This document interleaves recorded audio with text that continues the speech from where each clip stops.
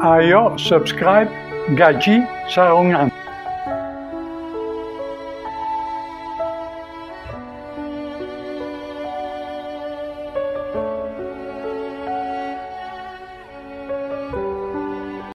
Bismillahirrahmanirrahim. Assalamualaikum warahmatullahi wabarakatuh. Alhamdulillahi nahmaduhu wa nasta'inuhu wa nastaghfiruh wa natubu ilaihi wa natawakkalu alaihi wa na'udzu bihi min syururi anfusina wa min sayyiati a'malina. May yahdihillahu fala mudilla lahu wa may yudlilhu fala hadiyalah. Asyhadu an la ilaha illallah wahdahu la syarikalah wa asyhadu anna Muhammadan abduhu wa rasuluh. La nabiyya wa la rasula ba'da. Subhanaka la ilma lana illa ma 'allamtana innaka antal alimul hakim wahdina wa wafiq lana ila siratal mustaqim. Hadirin hadirat jamaah Masjid Darul Huda yang dimuliakan Allah Subhanahu wa taala. Bapak Ibu sehat semua? Bapak Ibu, malam hari ini kita akan terus lanjutkan kaji dan ngaji kita Kitab Al-Hikam Ibnu Athaillah Al-Iskandari atau As-Sakandari lewat syarahnya yang ditulis oleh Ibnu Ajibah dalam kitab Iqazul Himam. Sebelumnya jamaah haji dari Nurul Huda sudah berangkat semua ya?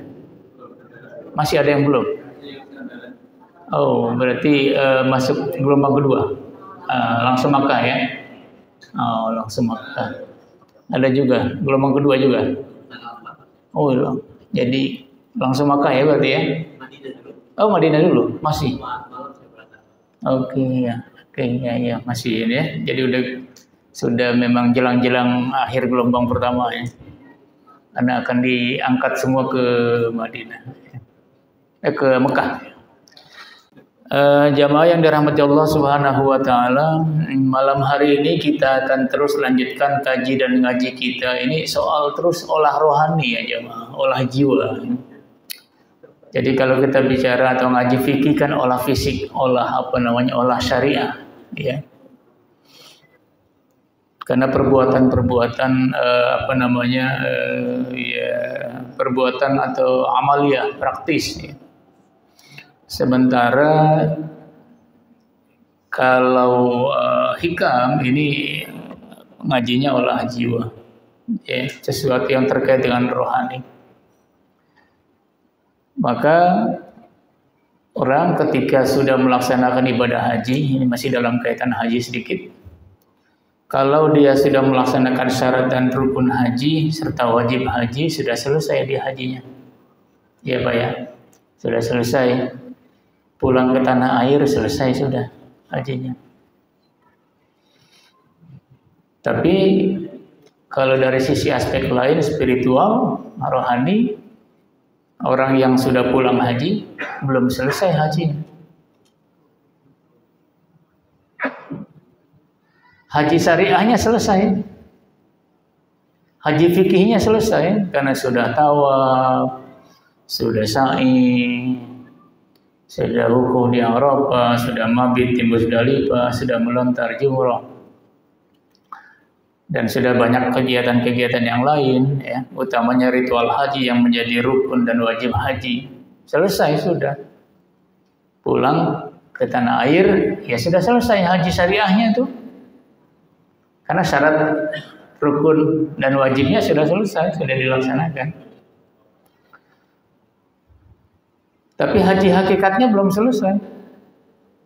Haji hakikatnya belum selesai dan terus akan terus menjadi PR bagi yang bersangkutan. Kapan itu? Setelah selesai melaksanakan ibadah haji. Saya menyampaikan ini di dua Jumat yang lalu. Jadi bukan jumroh, artinya apa?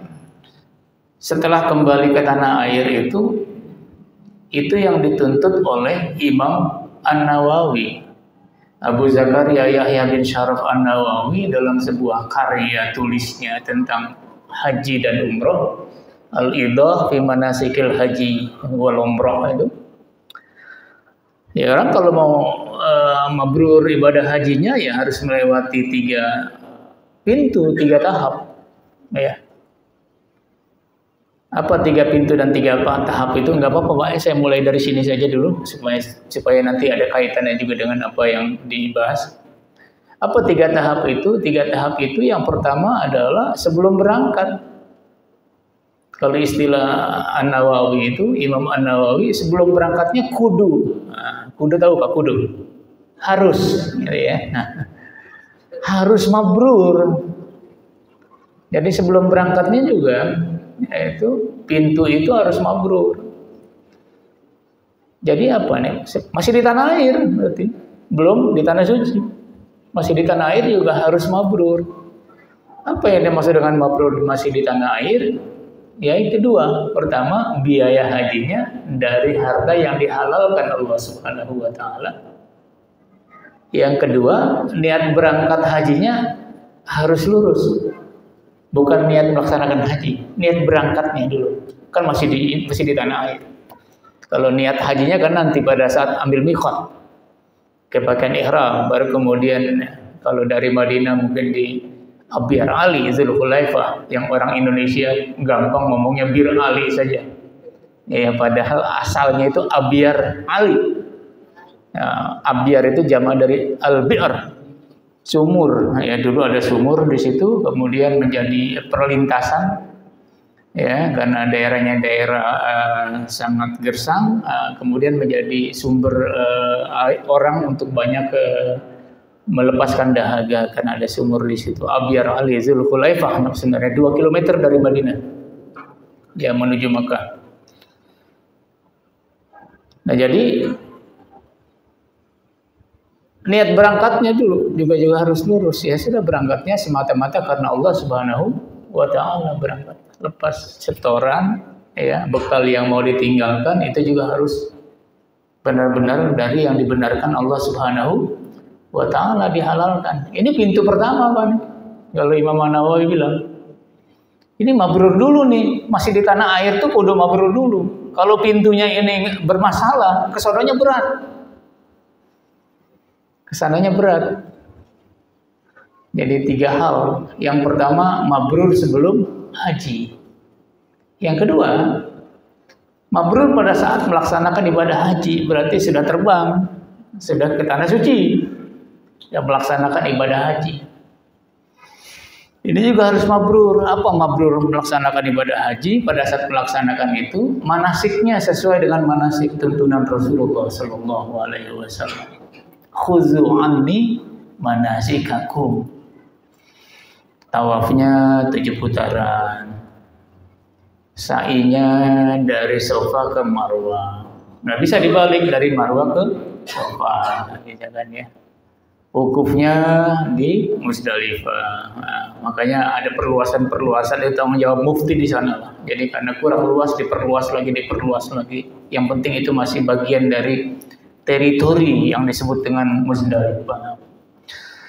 Ambil kerikilnya untuk jumroh di Mina itu lewat Musdalifah. Ya, lewat apa namanya? Arafah ya, wukufnya, kemudian di Musdalifah mengambil kerikilnya. Itu 7. Oh, biar banyak kan nanti buat melawan setannya saya bawa 25 misalnya kan gitu kan. Jadi 75 nggak usah Pak. 7 saja cukup. Ya, karena 7 kali 3 nanti 21 kan 3 kali jumrah. Jumrahnya di Mina ya. Kemudian prosesnya itu berlanjut sesuai dengan apa yang dicontohkan oleh Rasulullah Sallallahu Alaihi Wasallam. Itu mabrur pada saat melaksanakan ibadah haji. Semua orang ini barangkali jamaah ya, mabrur melaksanakan ibadah haji terkait dengan manasiknya mah gampang. Apalagi sebelum berangkat sudah ada manasik dari pemerintah, manasik. Kalau lewat KBIH di KBIH manasik. Kalau lewat ONH non reguler atau ONH plus ya khusus manasik juga. Dan terus Bapak Ibu belajar manasik itu. Dan bahkan melihat video-video manasik. Barangkali tidak terlalu sulit. Kalau nggak mampu baca doa juga bisa baca doanya, dibimbing, bahkan ada pembimbingnya, tinggal ngikutin saja. Itu ya. Yang berat itu adalah ya, faman farada fihinnal hajja fala rafasa wala fusuqa wala jidala fil haji. Yang berat adalah kalau orang yang sedang niat melaksanakan, mewajibkan dirinya melaksanakan ibadah haji, maka kata Imam An-Nawawi, ini mabrur pada saat melaksanakan haji adalah fala rafasa wala fusuqa wala jidala fil haji. Ini ayatnya luar biasa, Pak. La-nya diulang 3 kali. La rafasa, la fusuqa, la jidala. Kan sebenarnya kalau dalam struktur bahasa kan cukup la rafasa wa fusuqa wa jidala, kan cukup. Gak usah diulang la-nya lagi. Tapi ini diulang. La rafasa wa la fusuqa wa la jidala fil haji. Rafas itu bercumbu. Hubungan intim kalau sama istri, bahwa istri kan pasti dalam melaksanakan ibadah haji ya. Kecuali setelah selesai melaksanakan ibadah haji. Yang kedua, fusuk. Fusuk itu artinya apa? Berbuat perbuatan maksiat. Perbuatan yang menentang atau melawan aturan Allah Subhanahu wa taala, yang dilarang-dilarang dilaksanakan. Masih juga berdusta, masih juga berbohong, masih juga memfitnah, masih juga bicara hal-hal yang kira-kira buruk, pembicaraan buruk, caci maki dan sebagainya. Bapak sama istri berangkat, sama istri Pak, bapak sama istri berangkat, hati-hati Pak. Banyak orang yang nggak sabar dengan istri pada saat melaksanakan ibadah haji. Bapak akan saksikan nanti di sana. Ada orang-orang yang sabar sama istrinya. Ada orang-orang yang istrinya nggak sabar sama suaminya. Lihat bener sih, mau diajak ziarah, mau diajak ini, ajak itu, ntar muncul. Jadi memang luar biasa. Jadi zat itu, bekal itu adalah bekal materi dan bekal imateri. Wa tazawwadu fa inna khairaz zadi taqwa. Bekal itu ada bekal materi, berangkat ya untuk di sana dan ditinggalkan. Yang kedua adalah bekal imateri, bekal rohani, bekal jiwa. Termasuk di dalamnya adalah bekal ilmu, bekal sabar, ya, bekal semangat untuk beribadah. Kalau nggak punya bekal imateri, bekal semangat untuk beribadah, maka di sana di tanah suci itu bisa nggak dia maksimal ibadahnya, Pak. Karena semangatnya, bekal semangatnya nggak ada. Nyantai aja, Pak. Mainnya di hotel, mainnya di luar saja, ya. Begitu keluar dari Madinah, dari Masjid Nabawi, ya orang-orang lama-lama bisa berzikir di situ, dia buru-buru keluar, rame-rame. Yang dikejar adalah mall, toko. Ya karena bawa bekalnya juga kelebihan.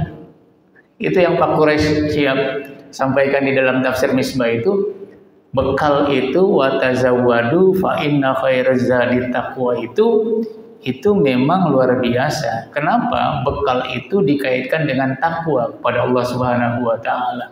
Wa tazawwadu itu. Fa inna khairaz zadi taqwa. Maka sesungguhnya bekal yang paling baik itu adalah takwa. Jadi bekal itu dikaitkan dengan ketakwaan pada Allah Subhanahu wa taala. Banyak Pak Quraisy menyampaikan itu setidaknya ada 3 hal ketika dikaitkan bekal dengan ketakwaan pada Allah Subhanahu wa taala. Berarti pertama, bekal yang dipakai untuk berangkat dan ditinggalkan itu adalah bekal yang dihalalkan Allah Subhanahu wa taala. Karena dikaitkan dengan takwa. Yang kedua, bekal itu adalah bekal siap untuk tidak melanggar peraturan-peraturan. Ya. Bekal rohani siap untuk menerima dan tidak melanggar peraturan-peraturan yang ditetapkan di negara jamaah dan di negara yang ditetapkan, ya, di negara di mana yang dituju. Maka akhir-akhir ini pemerintah Saudi memulangkan tuh yang visa-visanya bukan visa haji. bisa turis, bisa apa, itu dipulangkan. Pas sudah dari Madinah, udah sampai Madinah dipulangkan. Itu termasuk harus siap, bekal-bekalnya semacam itu harus siap. Ya. Kemudian yang ketiga, bekal itu dikaitkan dengan ketakwaan itu adalah bekal tidak berlebihan, tidak mubazir, karena dikaitkan dengan takwa, karena tabzir itu dilarang oleh Allah Subhanahu wa taala. Bekal sekedarnya saja. Kalau bekal kelebihan juga banyak yang dipakai untuk macam-macam ya, belanja, beli oleh-oleh, belanja, akhirnya semangat ibadah juga menjadi kurang. Ya, maka menjadi mubazir. Ini dikaitkan dengan itu. Jadi yang melaksanakan ibadah haji itu harus mabrur, dia manasiknya benar, ya, proses ritualnya benar, ya, rukun dan wajibnya terpenuhi. Kemudian yang kedua adalah tidak ada rafas, tidak ada fusuk, tidak ada jidal, pertengkaran. Ya, yang menyebabkan terjadi persengketaan, perseteruan. Ini luar biasa, Pak, capek emang, capek, kemudian penat, lelah, ya, gampang emosi, temperamen, apalagi yang dari rumah misalnya udah bawaannya temperamen, itu udah susah luar. Jadi memang diuji betul oleh Allah Subhanahu wa taala, disebutkan itu. Ketika tiga hal itu dilanggar pada saat melaksanakan ibadah haji atau pada saat melaksanakan ibadah haji, maka kata Imam An-Nawawi itu ada persoalan kemabruran pada saat melaksanakan ibadah haji, ada yang terlalaikan dia. Jadi pada saat mabrur melaksanakan ibadah haji itu manasiknya benar, kemudian tidak ada rafas, tidak ada fusuk, tidak ada jidal. Itu yang kedua, mabrur yang kedua, berarti sudah di tanah suci. Selesai belum, kata An-Nawawi, ada mabrur setelah melaksanakan ibadah haji. Setelah melaksanakan hajinya juga kudu mabrur. Artinya setelah kembali ke tanah air. Tadi sebelum berangkat, yang kedua pada saat di sana, yang ketiga setelah kembali. Setelah kembali dia harus benar-benar bisa menangkap pesan-pesan ritual ibadah haji. Karena ibadah haji tidak hanya sekedar tawaf, nggak ada maknanya apa-apa. Tidak, Pak. Tawaf itu ada maknanya luar biasa, ada pesan moralnya luar biasa. Bahwa manusia memang harus bergerak dengan berbagai macam kesibukan yang ada, tetapi dia tidak boleh melupakan Allah Subhanahu wa taala, karena itu pusat. Ka'bah itu sebagai pusat kiblat seseorang. Jadi ketika dia bertawaf itu digambarkan manusia itu beraktivitas, tapi tetap saja dia harus terikat dengan apa yang ada di hadapannya, yaitu Ka'bah. Setelah kembali ke tanah air, dia mau sibuk ngapain kayak silakan, punya kegiatan macam-macam kayak silakan, mau berbagai macam kegiatan yang dia lakukan pagi, siang, sore, malam juga silakan. Tapi waktu azan ingat kembali pangkuan Allah Subhanahu wa taala, berhenti dulu, sholat dulu. Jangan kemudian malah melalaikan itu. Itu yang dimaksud dengan orang beraktivitas, bergerak, tetapi tetap dia terikat dengan apa yang ada di hadapannya. Allah Subhanahu wa taala. Kemudian sa'i juga demikian digambarkan, ya. Kali bolak-balik sebagai bagian dari usaha. Setelah pulang haji, kalau dia beraktivitas, bergerak, punya cita-cita, punya keinginan, punya tujuan, ya nggak boleh cepat putus asa. Harus terus berusaha, berikhtiar. Doa, ikhtiar, tawakal. Jadi itu harus terrealisasi itu dalam kehidupan setelah pulang dari berangkat haji. Jadi punya kuat, tekadnya kuat. Ya. Jadi tidak mudah putus asa, tidak mudah mundur. Dia terus berjuang. Kalau dulu mungkin semangatnya kendor, tapi setelah pulang haji kendor, semangatnya tinggi. Sama dengan yang lain, misalnya di Arafah, bersamaan antar sesama manusia, semuanya dianggap saudara. Setelah pulang haji juga sama tuh, sampai di tanah air tuh sudah melihat orang tuh ya sudah sama saja, jangan dibeda-bedakan, sama semua saudara kita. Termasuk pembantu kita di rumah. Harusnya jangan dibeda-bedakan. Kita makan ayam, itu pembantu mesti makan ayam. Kita makan daging, rendang, itu pembantu mesti makan daging. Dijatah cuma 2. Makan rendang, dia makan ikan asin, dijatah pula. Ini tempatnya di sini ya, jangan diacak-acak yang lain. Iya sih dari sisi etika, tetapi ya, luar biasa kan makna Arafah itu. Persamaan antar semua umat manusia. Sehingga kata Rasulullah SAW ketika beliau khutbah di Arafah itu, khutbahnya kan populer tuh. An-nasu kulluhum li Adam wa Adamu min turabin la fadla li Arabiyyin wa la a'jamiyyin illa bittaqwa. Semuanya sama. Berasal dari sumber yang satu, Adam alaihi salam. Semuanya sama, yang membedakan adalah ketakwaan pada Allah Subhanahu wa ta'ala. Mau darah biru, mau darah merah, darah kuning, sama posisinya di hadapan Allah Subhanahu wa ta'ala. Dan haji khutbah ini disampaikan oleh Rasulullah 4 kali. 4 kali di khutbah wada, karena Rasulullah kan haji cuma 1 kali. Haji yang pertama dan haji yang terakhir sekaligus. Rasulullah hanya 1 kali haji pada tahun ke-10 Hijriah. Jadi 10 tahun setelah hijrah di Madinah. Itu haji yang pertama dan haji yang terakhir ya. Beliau menyampaikan 4 kali khutbah.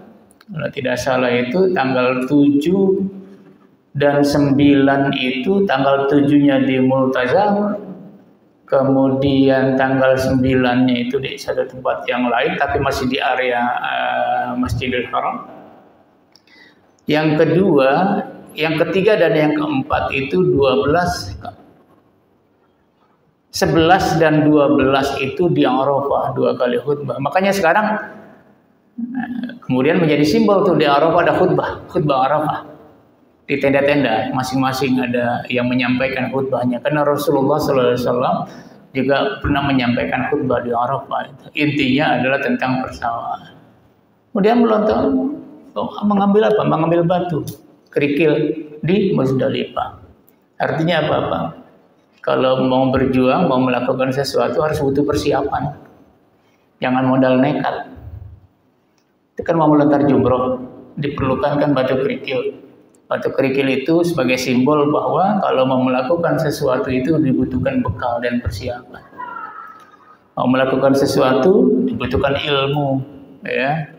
Mau berdagang harus punya ilmu dagang, ya. Mau ini mau itu harus ada persiapan. Jadi tidak modal nekat tangan kosong. Setelah pulang haji memang harus seperti itu. Jadi tidak spekulasi. Harus benar-benar dipertimbangkan, punya ilmu, punya apa ketika ingin melakukan sesuatu. Baru kemudian melontar jumroh sebagai simbol perlawanan terhadap setan dan hawa nafsu. Kan luar biasa tuh gemesnya itu. Bapak nanti lihat, tidak hanya kerikil orang lempar. Ada sendal, ada botol aqua dilempar juga. Ya, padahal kan kerikil itu karena saking. Nanti setelah pulang haji dia masih nggak seperti itu. Dia tunduk nggak di bawah hawa nafsu? Kalau dia tunduk di bawah hawa nafsu, berarti dia belum melontar jumroh dalam arti yang sebenar-benarnya. Kalau dia masih juga terjerembab ke dalam pelukan setan, ya masih saja tergoda oleh hal-hal yang sifatnya syahwah syaitonia pada saat sudah kembali dari haji, maka sesungguhnya dia belum melaksanakan melontar jumroh dalam arti yang sebenar-benarnya. Ini yang agak berat sebenarnya. Jadi mabrur setelah haji ini agak berat. Jadi Bapak Ibu yang sudah haji sebenarnya masih terus berjalan kehajiannya. Mabrurnya setelah haji itu harus dipertahankan. Sampai kapan? Sampai diwafatkan Allah Subhanahu wa ta'ala. Haji syariah, haji fikihnya sudah selesai. Tapi haji hakikatnya belum selesai. Karena dia harus menjaga betul nilai-nilai ibadah haji yang terkait, yang banyak pesan-pesan moral dalam kehidupan. Maka kata An-Nawawi ini, Imam An-Nawawi, orang yang mau mabrur itu harus 3 tahapan ini dilalui, dilewati. Mabrur dulu sebelum berangkat haji. Yang kedua, mabrur pada saat melaksanakan ibadah haji. Yang ketiga, mabrur setelah haji. Biayanya halal, niatnya lurus karena Allah Subhanahu wa taala, tapi manasiknya tidak sesuai dengan manasik Rasulullah sallallahu alaihi wasallam, enggak bisa dia mabrur. Karena yang kedua ngeblank, kelewatan. Atau manasiknya luar biasa. Dan kemudian di sana dia juga bisa mengendalikan sifat-sifat yang tadi ada rafas, ada pusuk, ada jidal, bisa dia laksanakan itu dengan sebaik-baiknya. Tapi waktu nyetor dulu biayanya dari mana? Dari yang diharamkan Allah Subhanahu wa taala. Kalau itu yang terjadi maka bermasalah. Pintunya sudah masalah. Di tengah-tengahnya nggak ada masalah, tapi pintunya kan pintu masuk yang paling penting, Bang. Kalau pintu masuknya bermasalah, kemarinya pasti akan bermasalah. Nah, maka kata Imam An-Nawawi itu, kalau yang pertama clear, yang kedua clear, tinggal yang ketiga. Yang ketiganya clear nggak setelah pulang haji? Haji syariahnya selesai, karena syarat dan rukun dan wajib hajinya selesai. Tapi haji hakikatnya yang oleh Ibnu Athaillah Al-Iskandari itu disebutkan, haji hakikatnya itu belum selesai. Haji hakikatnya adalah mewujudkan pesan-pesan moral atau pesan-pesan agama melaksanakan ibadah haji. Maka di masyarakat ini kan suka muncul, itu dia sudah berangkat haji kok masih kayak gitu aja, gitu kan. Padahal sudah berangkat haji tapi kelakuannya masih gitu aja. Kan di masyarakat kan suka muncul gitu. Itu sebenarnya yang disampaikan oleh An-Nawawi dengan mabrur setelah melaksanakan ibadah. Jadi setiap jamaah haji yang melaksanakan ibadah haji itu belum tentu mabrur dia. Dia baru punya potensi untuk mabrur. Kesempatan mabrurnya punya, potensi mabrurnya punya. Tapi apakah dia pasti mabrur? Belum tentu. Apakah setiap jamaah punya potensi? Punya potensi untuk mabrur. Kalau dia bisa melewati 3 tahap tadi, 3 poin tadi. Jadi 3 ini menjadi satu kesatuan, Pak, nggak bisa dipisahkan. Jadi 3-3-nya harus ada. Nggak bisa yang pertama mabrur, yang kedua dan ketiga lewat. Atau yang pertama, keduanya mabrur, yang ketiganya lewat, menjadi satu kesatuan. Coba, Pak. Kalau semua jamaah haji berangkat dan melewati 3 hal ini, beres negara. Negara aman, negara beres. Semua orang baik. Yang sudah berangkat haji, menjadi orang yang luar biasa di masyarakat. Orang-orang yang berubah, agen perubahan. Semuanya pasti akan menjadi baik. Sayangnya memang, barangkali hajinya baru haji syariah. Hajinya baru haji fikih, haji yang terkait hanya dengan rukun dan wajiban haji atau syarat rukun dan wajib haji saja. Sementara haji hakikatnya, haji intinya itu banyak terlepas dari setiap jamaah yang melaksanakan ibadah haji. Ya, mudah-mudahan semua ini bisa diperhatikan. Ini setiap manasik mestinya diulang ini. Penyampaian ini mestinya diulang, Ustaz, kalau gitu saya mundur deh. Saya mundur deh. Kenapa? Kemarin waktu saya nyetor itu nyerempet itu ada harta orang lain yang saya pakai. Ya mumpung sebelum berangkat ke tanah suci, mumpung Jangan sampai hal-hal yang semacam itu bisa terjadi, dan pada setiap orang yang melaksanakan ibadah haji sangat mungkin itu bisa terjadi. Ya mudah-mudahan semua jamaah bisa memperhatikan ini dengan sebaik-baiknya. Jamaah yang dirahmati Allah Subhanahu wa taala, jadi kesana agak panjang, tapi saya ingin baca satu kata hikmah dari Al-Hikam ini. Di dalam Al-Hikam antara lain disebutkan liyakilla ma tafrahu lahu yakillu ma tahzanu alaihi. Jika sedikit apa yang membuat kau senang, maka sedikit pula apa yang membuat kau sedih. Jika sedikit apa yang membuat kau senang, maka sedikit pula yang membuat kau bersedih nanti. Nah, jamaah yang dirahmati Allah Subhanahu wa taala, kita ini seringkali merasa bahwa apa yang ada pada kita ini adalah kita sebagai pemilik hakiki, sebagai pemilik absolut, pemilik yang sebenarnya. Sehingga pada saat kita merasa sebagai pemilik yang sebenarnya, pemilik yang absolut, pemilik yang mutlak, maka kita habis-habisan untuk merasa memiliki apa yang kita miliki. Jadi kecintaan kita, hub kita, mahabbah kita luar biasa tuh tertumbang apa yang kita miliki itu. Kenapa? Karena kita terjebak kepada merasa memiliki kepemilikan hakiki, pemilik yang sebenarnya, pemilik absolut. Karena itu maka kemudian kita jadi merasa memiliki apa yang kita miliki itu, kita terjebak kepada kepemilikan yang luar biasa. Jadi rasa cinta kita tumpah betul ke situ. Padahal kalau ulama-ulama tasawuf menyatakan bahwa kepemilikan itu adalah kepemilikan relatif, kepemilikan yang semu, bukan kita sebagai pemilik yang sebenarnya. Bapak Ibu memiliki sesuatu, iya milik, tapi bukan pemilik yang sebenarnya. Pemilik yang sebenarnya adalah Allah. Bukan pemilik absolut, pemilik sementara, pemilik relatif. Sehingga nggak tumpah semuanya tuh perasaan mahabbahnya, ya. Perasaan senangnya tuh nggak tumpah. Kalau habis-habisan perasaan senang itu ada pada sesuatu yang kita miliki, maka jangan heran kalau pada satu ketika yang dimiliki itu sirna, maka yang muncul adalah tahzan, yang muncul adalah kesedihan. Jadi untuk mengurangi kesedihan dalam hidup ini, kata Imam Ibnu Athaillah Al-Iskandari, jangan terlalu banyak memiliki sesuatu yang luar biasa kita merasa memilikinya dan sangat berbahagia dengan kepemilikan itu.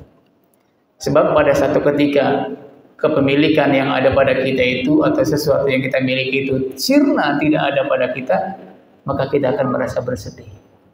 Maka biasa saja, kata Ibnu Athaillah Al-Iskandari, biasa saja memiliki sesuatu. Kalau ulama-ulama tasawuf menyatakan, ya udah miliki saja. Tapi kepemilikan itu taruh di bawah telapak kaki. Jangan taruh di hati. Kalau ditaruh di hati berat pada saat diambil oleh pemilik yang sebenarnya.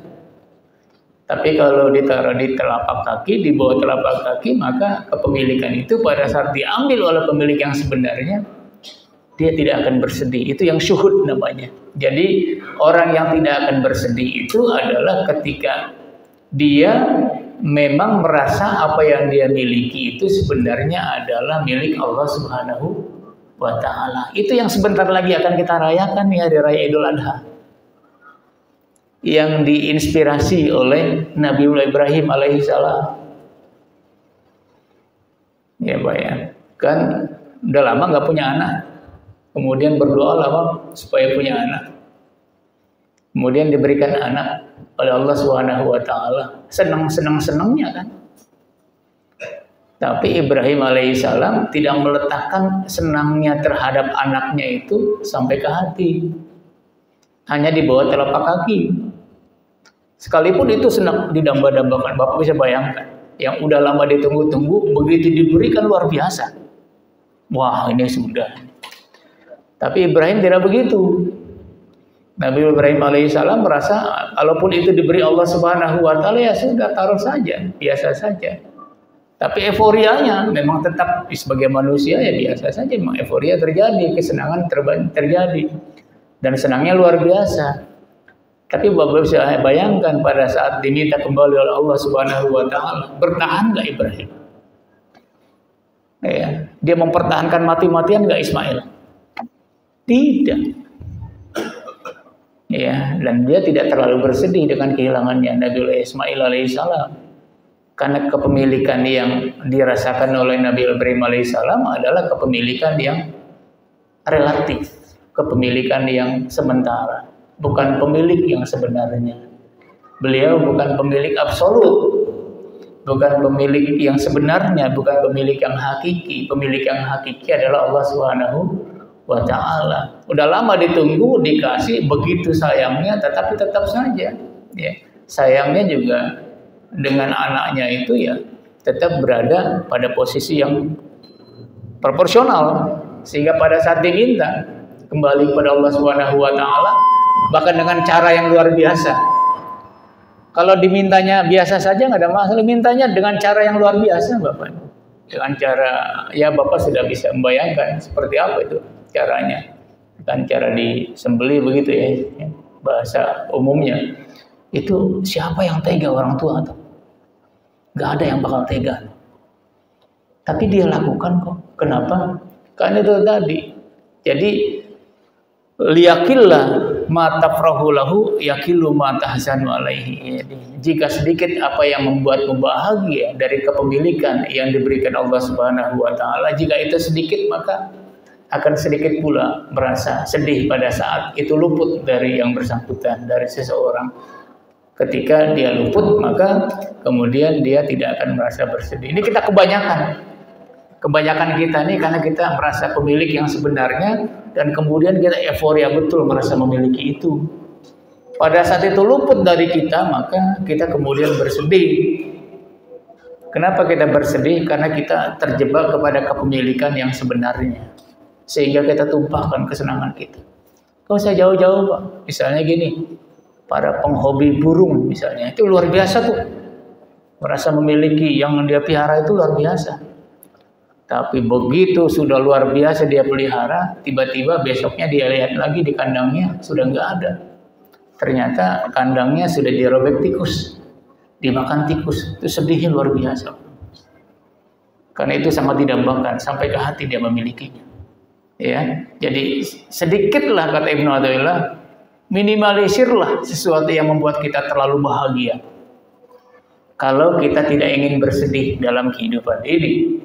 Ya, kalau terlalu banyak yang membuat kita bahagia dari kepemilikan, maka siap-siaplah kita bersedih pada saat itu luput dari diri kita. Itu yang dimaksud dengan liyakilla ma tafrahu lahu wa yakillu ma tahzanu alaihi. Ini penjelasannya agak panjang.